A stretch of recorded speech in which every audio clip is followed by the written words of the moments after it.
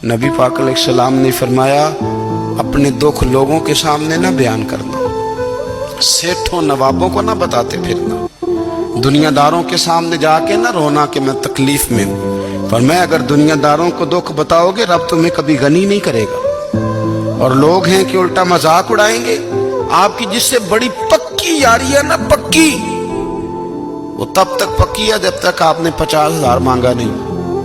और जिस वक्त आपने कह दिया कि मैं मजबूर हूं मेरी मदद कर, तो फिर खत्म हो गई दोस्ती। लोगों के ताल्लुकात आपके साथ तब तक हैं जब तक आप उनसे कोई जरूरत वाबस्ता नहीं करते।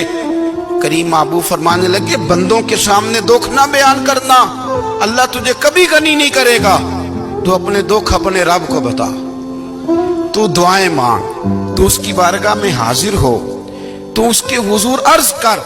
फरमाया अपने दुख अपने रब को बता, वो जल्दी करे या देर से करे तुझे सारी दुनिया से बेनियाज कर देगा, तुझे किसी का मोहताज नहीं रहने देगा। रसूल कायनात ने फरमाया, रब करीम फरमाता है जब मेरा बंदा हाथ उठाता है ना तो मुझे हया आती है कि मैं खाली कैसे लौटा दूं इसके। इतने बड़े बादशाह की बारगाह में, ओ भाई लोगों से इज्जतें तलाश करते हो तो वो क्या तुम्हें इज्जत देंगे, वो तो कल अच्छा कहते हैं परसों बुरा कहने लग जाते हैं।